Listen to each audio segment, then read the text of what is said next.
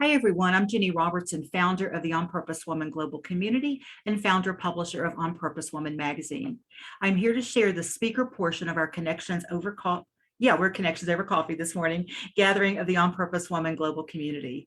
Our speaker today, Pam McFarland, will be talking about writing to your younger self. Pam is a certified expressive writer facilitator with an MA in fiction. She helps people find and connect with the things that light them up and create more meaning in their lives. She has worked with women in recovery, seniors, church groups, and the homeless. She also is an award-winning writer and editor focused on climate change and other environmental issues. She lives with her family in Silver Spring, Maryland. So Pam, thank you for being with us. Just start when you're ready. Thank you. And thank you for all of you for coming and being here today. I wanted to start with a question. How many of you have written about past experiences in your life through poetry, journaling, memoir writing, or essays, or writing stories? Just raise your hand. Okay, that's just about everybody. We're going to get a chance to do that today a little bit. So I hope you have a journal or something to write with, and that you have some water and that you're comfortable. What we're going to be talking about is we're going to be writing about a memory from our life, about a part of a time in our life when we were at different phase. A lot of us play many roles in our lives and we change. I think this is important because sometimes we lose touch with that and we forget. We may forget that we were that feisty 20-something-year-old who thought that they could take charge of everything, or that we were, or we beat ourselves up for mistakes that maybe we made, or that we've held on to for too long. And sometimes we sort of operate in a way on outdated kind of ways of thinking about ourselves because we haven't updated the way we've thought about those selves. So, and can any of you relate to, beating yourself up over past selves or, so I'll start with telling a little bit about what I'm going to be talking about, which is writing about our past and why it's important in journaling, which is what I do. I lead a lot of workshops and classes in journaling and expressive writing. And then I'm going to take you through a guided meditation where you're going to connect with one of your memories of yourself at a different stage in your life. I'm going to give you about 5 minutes to write, and I want you to get completely immersed in this memory. And then I want you, and I'll guide you through this. We'll get a chance to look at this self, this memory, through the lens of who you are now. And it was just interesting to see what you find out or discover, if you discover anything. But it's kind of a fun exercise to try, and it's just fun. And then I can stick around, and anybody who would like to share what it was like or what their experience was, you can, but nobody has to. And I can answer questions too. I can stick around. So when I was an undergraduate studying journalism at American University, I had a journalism professor who insisted that we keep a journal. And I actually think that this is a really good idea. And I tell people, if you want to write and have ideas, keep a journal. Because we start looking for things, we say, I got to get something in my journal, so I got to write it down. But back in college, I guess I was like a lot of other college students, and I wasn't really good about keeping up with it.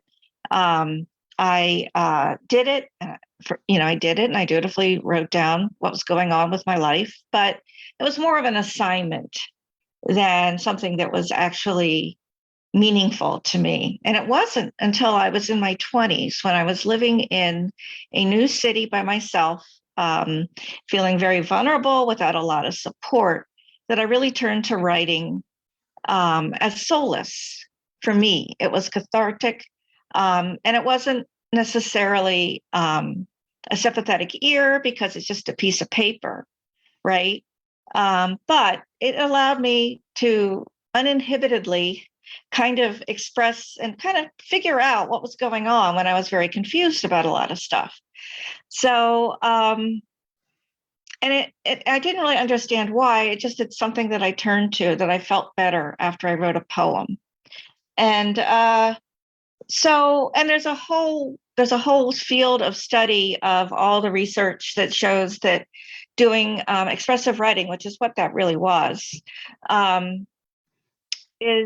it can lower blood pressure, it can make you feel better, you can have better frame of mind. And it doesn't have to be about negative experiences. You can be feeling really joyful and happy about something and you want to capture it. And that's really wonderful too. And there's people that keep gratitude journals. Do any of you do that? Do any of you keep or have done that? Yeah. And do you notice that you start looking for things to be grateful for? Because, and then you're like, oh, okay, so maybe, things don't suck so much. And things are actually, you start your ideas, the way you look at the world changes. So I think that expressive writing can help us in these ways, in the moment. It can also help us to make sense of things that have happened to us in the past. As we're more seasoned in life and more mature, we are different. And sometimes we don't revisit and talk to those younger parts of ourselves that maybe could benefit from hearing from that wiser person that we are now. And sometimes we can be held back. So I'd like to read a passage. Do any of you know Natalie Goldberg, his work? Yeah, she's written Writing Down the Bones, and this is a book on memoir called Old Friend from Far Away, and it's really wonderful, and there's a lot of really interesting prompts. And I encourage any of you who enjoy kind of writing to prompts and stuff and thinking about your life, this is a good book to get. But anyway, she writes, so who do you think you are writing this memoir for? Where does this urge come from? You will come up with many answers. Consider this one.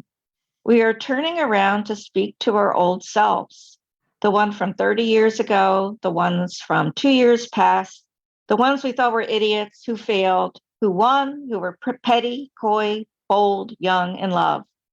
We are finishing the circle, closing the gap, making sense of the senseless. Who do we write for? Our better, worse, encumbered, forfeited, imprisoned, beloved selves. Jane, I am calling out to you. William, I am comforting you. Alberta, I won't forget you. So I think that's really beautiful. And I think it's something that can be really helpful to us as we think about our lives and what it all means. So I'm going to take you through, I need to check the time. Yeah, okay. We've got plenty of time. So I'm going to give you about 5 minutes to write. I'm going to take you through a guided meditation. And I encourage you can write about a challenging time, but I would encourage you not to write about the most challenging time of your life for the purpose of this exercise. And if at any time you feel overwhelmed, just stop. Because sometimes people can get triggered if they get too immersed in a memory that was difficult. You can also write about something joyful or happy. It doesn't have to be a challenging time, but something where maybe you haven't spent a lot of time thinking about, or maybe it's something that you kind of think about a lot and maybe have unfinished business with. So any questions or concerns? Okay, are we ready to try this?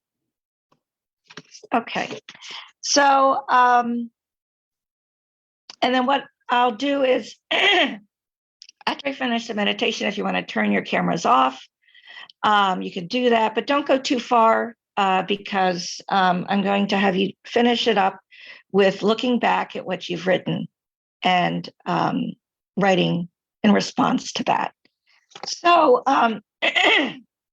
excuse me, settle back in your seats and close your eyes if you're comfortable with that. And take a deep breath, feeling your feet rooted into the ground. And take another breath. And imagine a tall string of light going through your body and out your head. And if that's not comfortable, just focus on your breath and feel comfortable in your body. And I invite you to allow yourself to think back to a different time in your life. Maybe one where you have some unfinished business, or perhaps it was joyful, or maybe difficult time for you. Picture yourself there. Where are you? And is there anyone else with you? What is happening? What colors, images do you see? And now turn to the feelings. What were you feeling at this time? Imagine this memory until it feels complete. And then when you're ready, you can open your eyes and write down details of this memory.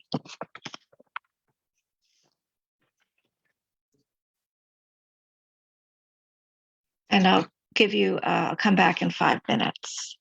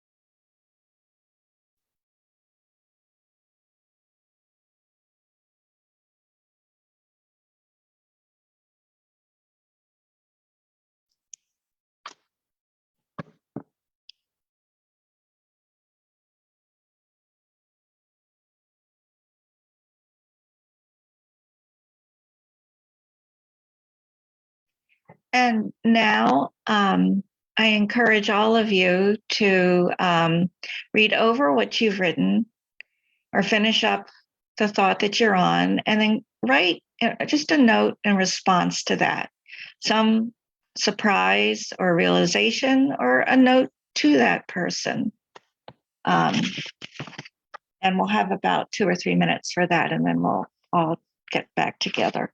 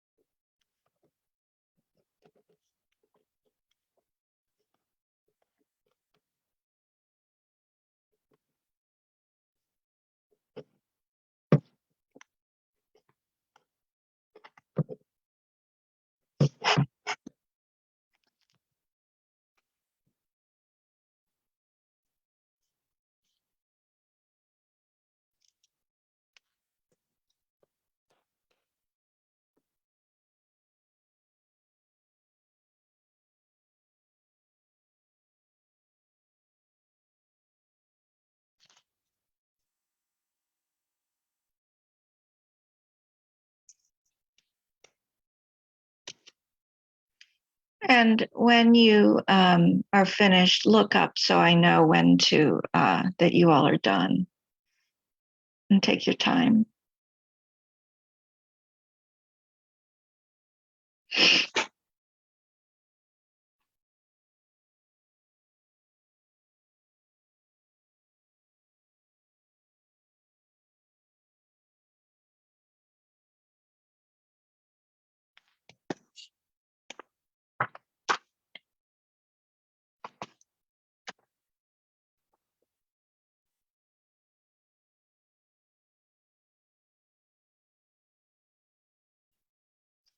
Okay, so I think this is the part where we probably need to turn off the recording so people can talk without worrying about it being live, if that's okay, Jenny.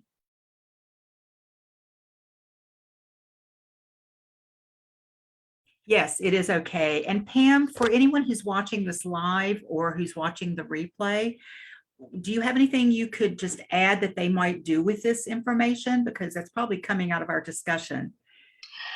Yes, what I would say is take it in and maybe think about how you may be operating with on assumptions that are no longer true, or that don't take into account all of who you are and all your strengths, and acknowledge them. Sort of what you were saying at the beginning, Ginny, about honoring all the people who we've been. Yeah.